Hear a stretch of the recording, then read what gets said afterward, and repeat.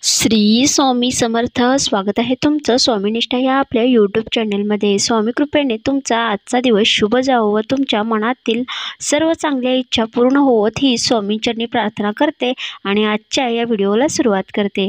आजच्या या व्हिडिओमध्ये आपण श्री स्वामी समर्थ महाराजांचे 9 गुरुवार 11 गुरुवार कशा पद्धतीने करावे, हे गुरुवार करताना कोणते नियम पाळावे, तसेच या गुरुवाराचे उद्यापन कशा पद्धतीने करावे याविषयीची सविस्तर माहिती पाहणार आहोत.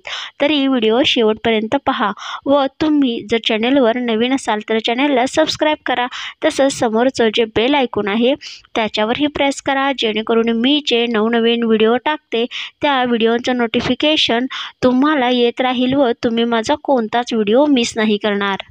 तर बघा मैत्रिणींनो, आपण श्री स्वामी समर्थ महाराजांनी आपली समस्या सोडवावी, आपल्याला सुखाने जगता यावे म्हणून त्यांचे आशीर्वाद मिळावे यासाठी वेगवेगळे उपाय, तोडगे, त्याचप्रमाणे स्वामींच्या वेगवेगळ्या सेवा करत असतो.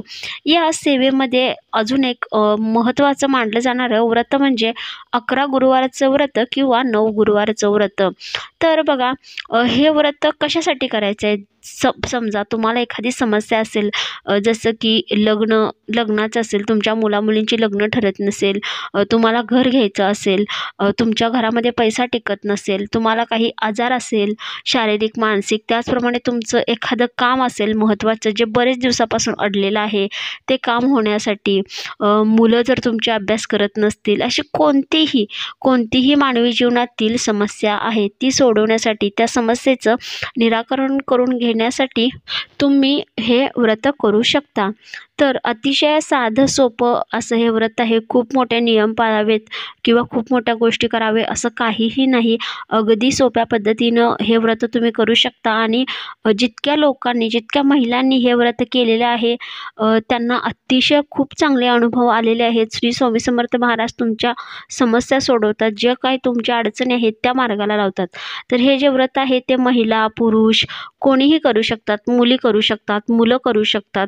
तर बघा काय करायचं आहे, एखाद्या शुभ गुरुवारपासून या व्रताला आरंभ करायचा आहे. त्या दिवशी स्वच्छ शुचिर्भूत व्हायचं आहे आणि त्या दिवशी काय करायचं आहे, पूजा मांडायची आहे. एकतर तुम्ही सकाळी मांडू शकता किंवा सायंकाळच्या वेळी पूजा मांडू शकता. पूजा मांडण्यासाठी तुम्हाला लागणारं साहित्य म्हणजे श्री स्वामी समर्थ महाराजांचा मूर्ती किंवा फोटो, गंध, हळद, कुंकू, गंध, अक्षता, धूप, दिवा, अगरबत्ती अशा पद्धतीने पूजेचं सर्व सामान घ्यायचं आहे. आणि ह्या गुरुवारच्या व्रताला मांडणी करताना एखादं फळसुद्धा ठेवावं लागतं, तर ते सुद्धा चालेल. कोणतंही एक फळ तुम्ही ठेवू शकता. तर अशा पद्धतीने साहित्य लागणार आहे. आणि ह्या व्रताची जी मांडणी आहे, ज्याप्रमाणे आपण मार्गशीर्ष गुरुवारची व्रताची मांडणी वेगळ्या पद्धतीने करतो किंवा पारायणाची करतो, त्याचप्रमाणे ही मांडणी करायची आहे. तर ज्या ठिकाणी तुम्ही मांडणी करणार आहे ती जागा स्वच्छ शुचिर्भूत करून घ्यायचं आहे. तिथं रांगोळीने एखादं शुभचिन्ह काढायचं आहे. त्यानंतर तिथं पाट किंवा चौरंग अंथरायचा आहे, त्याच्यावर एक स्वच्छ वस्त्र अंथरायचं आहे. त्याच्यानंतर श्री स्वामी समर्थ महाराजांची मूर्ती किंवा फोटो तिथं ठेवायचा आहे. मूर्ती असेल तर मूर्तीला तुम्ही श्री स्वामी समर्थ असे म्हणत अभिषेकसुद्धा करू शकता. फोटो असेल तर तो स्वच्छ धुवून पुसून तिथे मांडायचा आहे. त्यानंतर दिवा अगरबत्ती लावायचा आहे. एखादं फळ असेल तर ते तिथे ठेवायचं आहे. त्यानंतर स्वामीचरित्र सारामृताची पोथी, हा सुद्धा एक खूप महत्त्वाचा घटक आहे, कारण आपण हे अध्यायच वाचणार आहोत या व्रतामध्ये. तर तिथं ठेवायचं आहे. त्यानंतर स्वामींची पंचोपचारे पूजा करायची आहे, पोथीची पूजा करायची आहे. हळद कुंकू गंध पुष्प जे काय आहे ते पंचोपचारे पूजा करून अर्पण करायचं आहे. आणि पहिल्या गुरुवारीच सांगायचं आहे श्री स्वामी समर्थ महाराजांना की हे श्री स्वामी समर्थ महाराज, माझी ही समस्या आहे आणि ती समस्या सोडवण्यासाठी मी तुमचे हे गुरुवारचे व्रत करत आहे. तरी कृपया करून तुम्ही माझे ही जी अडचण आहे ती दूर करा व मला मार्ग दाखवा, अशा पद्धतीने विनंती करायची आहे आणि वाचनास सुरुवात करायची आहे. तर बघा वाचन कसं करायचं आहे. स्वामीचरित्र सारामृतातले 3, 7, 14 किंवा 21 असे जितके तुम्हाला जमतील तितके अध्याय वाचून तुम्ही केलं तरीही चालेल. बऱ्याच ठिकाणी 21 अध्याय वाचून सुद्धा हे व्रत केले जातात, पण बऱ्याच आपल्या भगिनी आहेत की ज्यांना घरातील कामातून वगैरे वेळ मिळणं शक्य नसते, तर तुम्ही 3 अध्याय जरी वाचले तरीही काही हरकत नाही, पण कमीत कमी 3 अध्याय हे या दिवशी वाचलेच पाहिजेत. तर 3 अध्याय वाचायचं आहे. तर पहिला स्वामी स्तवन वाचायचं, त्यानंतर एक माळ श्री स्वामी समर्थ म्हणायचे, त्यानंतर स्वामी चरित्र सारामृताचे 3 अध्याय वाचायचे पहिल्या गुरुवारी. त्यानंतर नैवेद्य दाखवायचा, स्वामी महाराजांना नैवेद्य दाखवायचे आणि पूजा तिथं थांबवायची. तर अशा पद्धतीने तुम्ही ज्याप्रमाणे सांगितलेले आहेत ते 9 किंवा 11 गुरुवार करायचे आहेत. जर पहिल्या गुरुवारी तुम्ही 1, 2, 3 असे अध्याय वाचले तर दुसऱ्या गुरुवारी तुम्ही 4, 5, 6, तिसऱ्या गुरुवारी तुम्ही 7, 8, 9 अशा पद्धतीने क्रमश 21 अध्याय वाचन करायचं आहे. तर मैत्रिणींनो, ही झाली 11 गुरुवार व्रत मांडणी कशा पद्धतीने करावे, वाचन कसे करावे याविषयीची माहिती. आता आपण जाणून घेऊया की ह्या व्रताचे नियम कोणते आहेत.